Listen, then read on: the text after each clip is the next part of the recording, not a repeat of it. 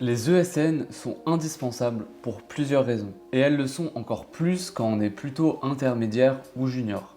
Mais avant de t'expliquer pourquoi les ESN sont indispensables, il faut comprendre les 5 raisons pour lesquelles les entreprises ont besoin de consultants.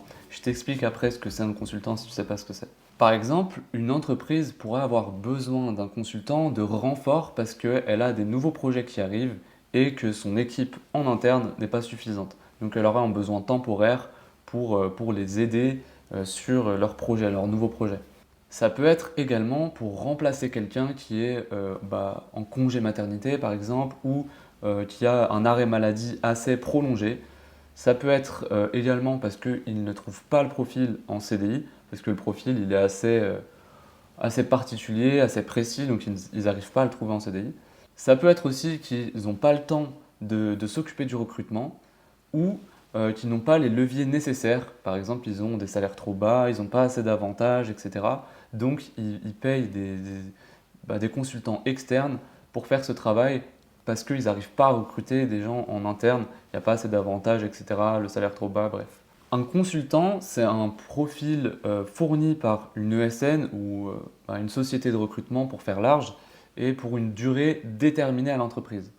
Donc on dit souvent d'un consultant que c'est aussi un externe, parce qu'un externe, il n'est pas en interne dans l'entreprise. En fait, il ne fait pas partie de l'entreprise chez laquelle il est envoyé, contrairement aux salariés de l'entreprise qui, eux, ils sont en interne, quoi. Parce que le consultant, il travaille officiellement pour l'ESN. Donc ça veut dire qu'il est salarié de l'ESN et qu'il est envoyé dans l'entreprise cliente.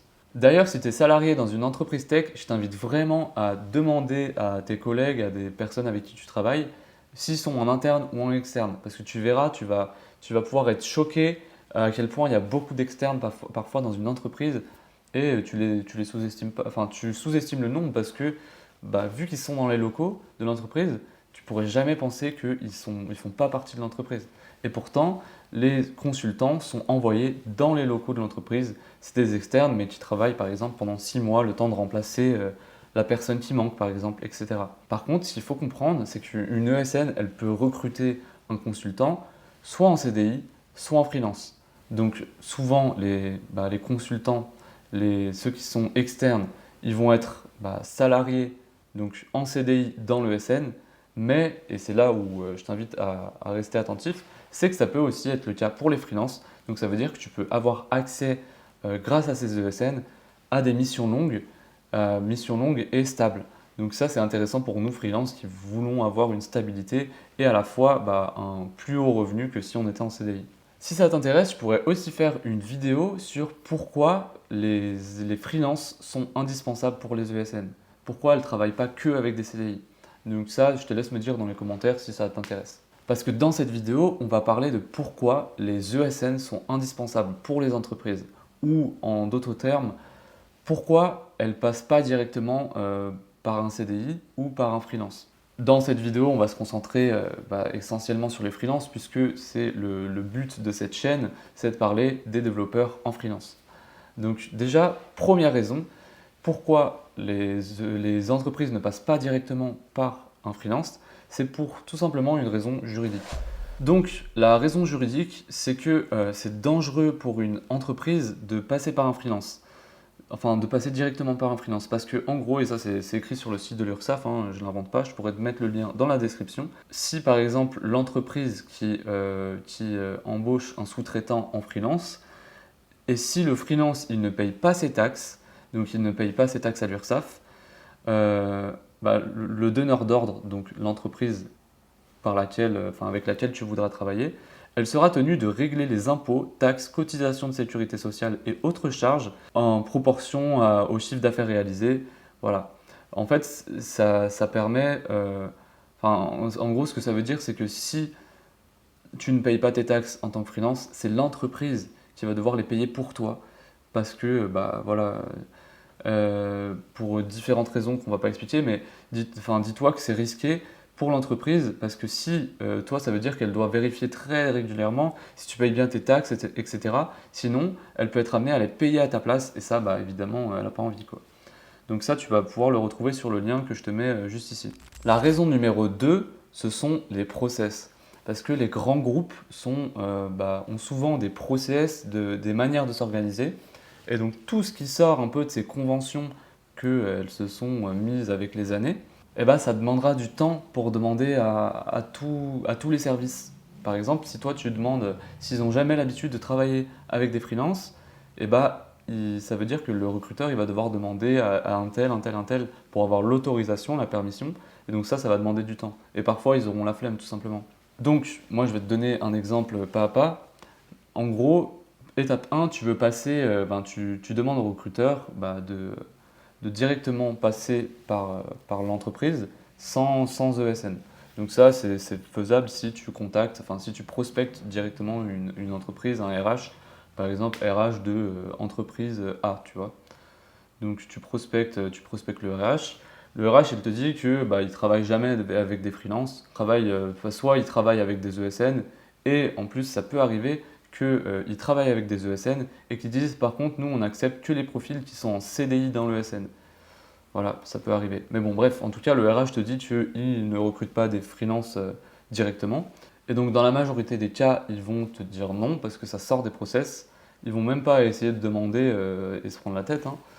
Et donc, dans ce cas-là, tu peux proposer de passer par une ESN en freelance. La raison numéro 3, c'est le manque de temps. En fait, pourquoi ils passent par des ESN? C'est tout simplement parce que comme ça, c'est l'ESN qui s'occupe de trouver des profils. Et c'est du temps qui est gagné pour eux parce qu'ils n'ont pas les compétences en interne pour faire le recrutement, etc. Ou qu'ils n'ont pas le temps. Enfin, généralement, s'ils recrutent, c'est aussi parce qu'ils ont besoin et ils n'ont pas forcément le temps non plus. Raison numéro 4, c'est que ce sont des partenaires historiques. Souvent, les grands groupes, pendant longtemps, les ESN, elles monopolisaient un peu le marché, surtout pour les profils IT. Et donc, elles sont là depuis longtemps. Donc, ça fait que si les profils proposés par l'ESN sont de qualité, on va dire dans la majorité des cas, et si l'entreprise elle veut garder cette relation sur le long terme et avoir garder ces profils-là que propose l'ESN pour elle et que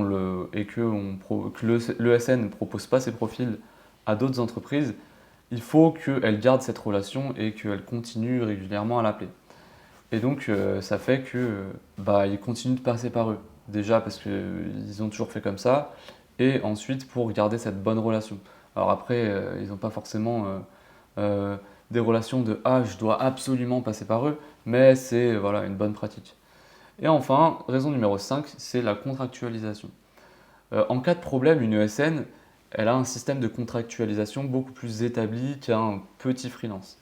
C'est-à-dire qu'il y a un contrat entre deux entreprises, et donc bien sûr que tu peux faire un contrat, mais ça aura un peu moins de valeur à leurs yeux qu'un contrat entre une vraie entreprise et elle. Toi, bien sûr aussi, tu peux passer par un expert pour avoir un vrai contrat, etc. Mais les entreprises clientes et les entreprises finales préfèrent la facilité, passer par quelque chose qu'elles connaissent, qui est établi, etc. Donc c'est aussi une question de confiance.